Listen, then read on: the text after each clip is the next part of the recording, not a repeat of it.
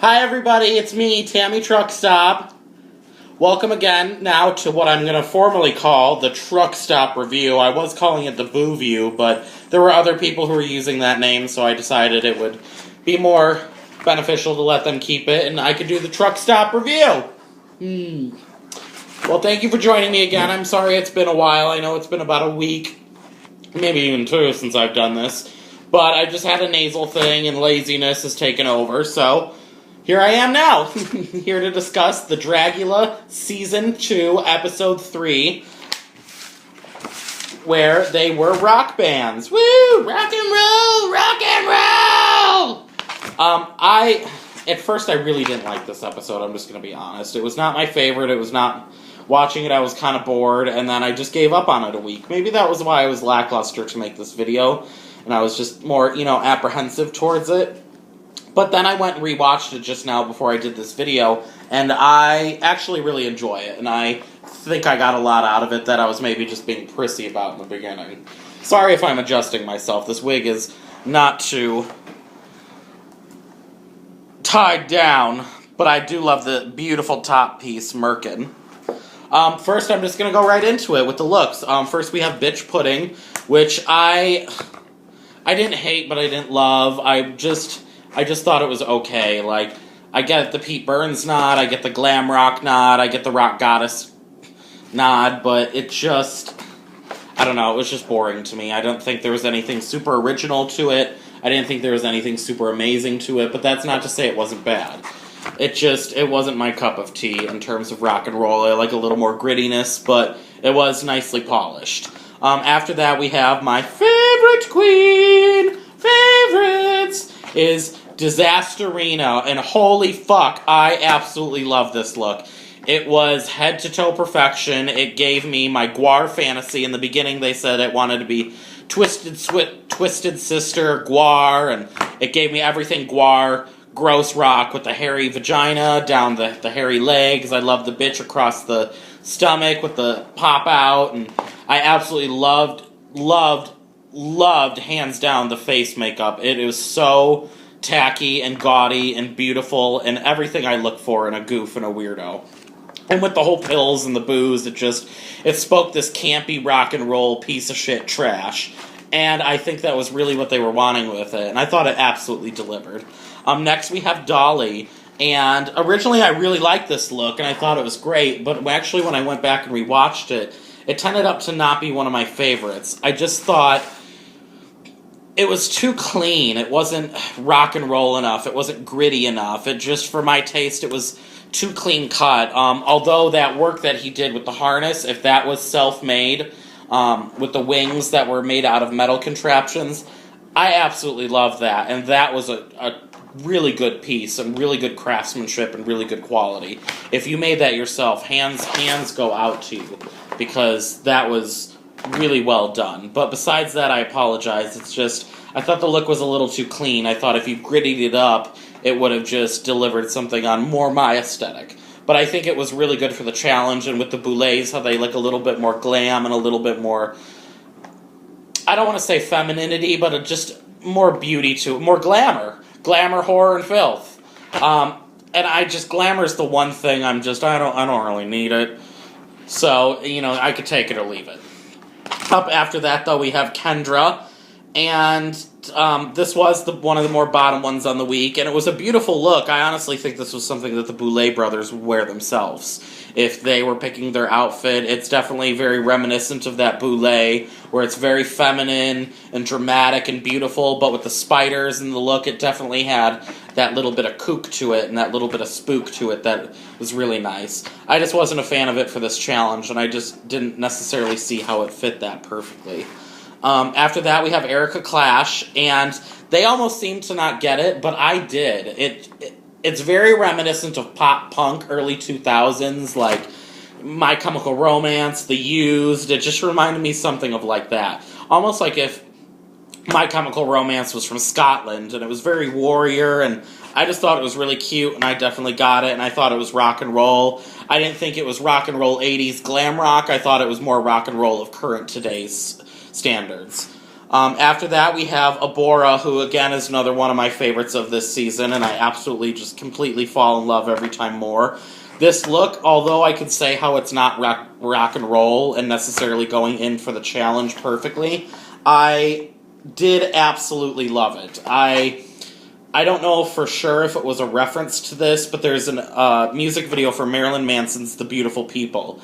And there's a scene where they have these ballerina dancers, and they are super, super tall and elongated, and they come through this doorway passage, and they duck really weird and move really decrepitly, and if that was a nod to that, it was really nice. Other than if it wasn't, it was really nice and original. I could see how it wasn't glam rock and roll goddess per se, but rock and roll goddess is one of those terms I feel that would be... It's so different to everybody because there's so many different facets to rock and roll. Because I know if I were to do a rock and roll look, I would definitely want it to be more Gigi Allen, hardcore punk. I'd probably go out in a jock strap that I pissed myself in, and I would have an actual bottle, and do some cuts on myself and do something really shock rock, punk rock to the core of the that's the route I would go, is real 90s Gigi Allen punk rock. But different strokes for different folks. Overall, though, I love Abora, and she's fucking killing it. After that, though, we have Victoria, Elizabeth Black. And I definitely like this look. I don't know, it's polarizing to me, because at the same time I like it, I also don't like it. It's just...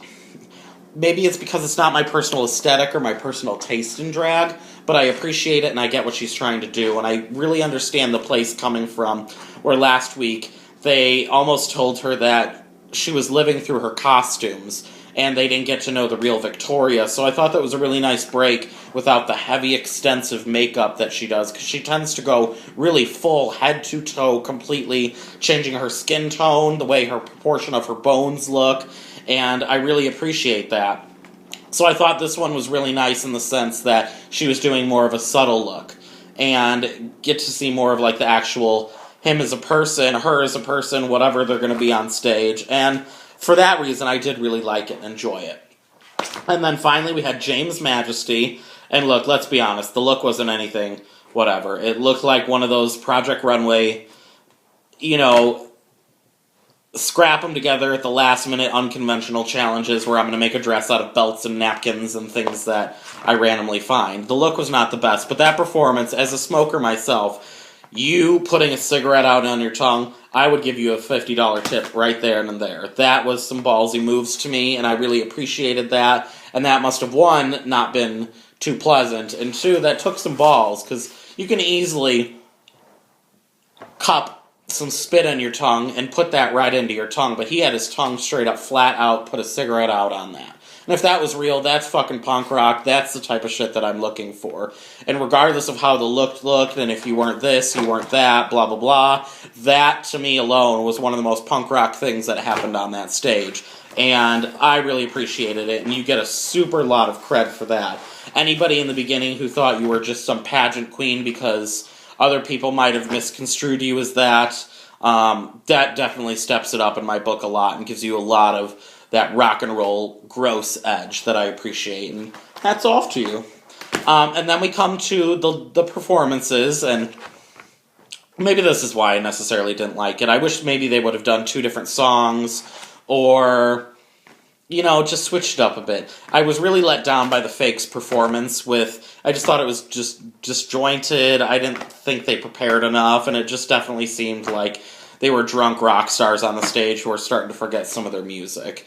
The lip syncing was okay, the lip instruments were okay, I guess it was just okay. It didn't give me the edge that I wanted, like PMS. I just thought the whole yellow looks, it was super cohesive, the lip sync was on point. Definitely with Bitch Pudding, like that bitch knows how to mouth a song and look really well doing it. You could tell he enjoys the stage and loves the stage presence, and that, I think, really translated well into the whole overall performance. As one of the Boulets said, they look like they've been performing for years together. Like, that band knows the in and outs of what they do, who they are, And I just thought it was a really good representation of this challenge and what they were trying to do. And it just sucks that, you know, the fake didn't have it going on as much. But maybe because, as they spoke, there was personal drama about one of the queens not showing up for rehearsal, so maybe that did have something negatively to severely impact it. But I just thought it was done a lot better with PMS. And now for the, oh my god, execution challenge. I really wish that I could be on the season to do that, because they just got these teeny little Dragula tattoos where it said Dragula, and one, Victoria Elizabeth Black, got the word slut, which is cute, and then Kendra Onyx got like a little lipstick, and I just thought, you know, the point of it was to get the trashiest tattoo you could. If I was in that situation, I don't know if I would go, if I would go trashy, I would get something trashy, like a tattoo of myself on my back, covering my whole back. But I would also be like, you can tattoo a la Steve-O from Jackass, myself on my back, covering my entire back, giving a thumbs up, because I would be down for that. And if he was a good tattoo artist doing this for free to show off who can take more, I would get half my body done if I could. Because I don't know if people know, but I definitely pride myself on being a drag queen that has a little more tattoos than the average drag queen. So I would have absolutely rocked that execution, and I would have just said, keep them coming, keep them coming. If we're going to be here all night, and I'm getting these for free, I'm going to sit here as long as I physically can. Yeah, and I guess as someone who's never had a tattoo, I can understand they're painful and this and that, but Victoria took her like a champ. Like, he just sat there and got it done well, enjoyed it, had the experience, and Kendra was just so dramatic and blah, blah, blah, and oh, ow, burns, ah! And I think that might have led to the reason that he was executed, was because they wanted to see this execution challenge, how you can handle it. Victoria sat there and enjoyed it and got it done and had the process, and it just seemed like Kendra was in pain and uncomfortable the whole time. And granted, you're getting a tattoo, it doesn't feel great, but you're not supposed to show it. You're supposed to sit there and be like, ooh, yeah, bitch, give me some fucking more! And that's my Truckstop review for today. As you noticed, I am alone. I didn't find anyone to do this video with me because they all hate me. But that's okay, because next week, and by next week I mean Season 4 episode, the Alien episode, woo! I'm actually going to be doing tomorrow, because like I said, I was behind on this video, and I apologize if anybody was actually keeping up with this. So that'll be out tomorrow. I'll have a new kooky look. I'll have a friend with me, and we'll be talking about the new episode of Dragula Season 2. So peace out, homies. Thank you for tuning in to the Truckstop Review.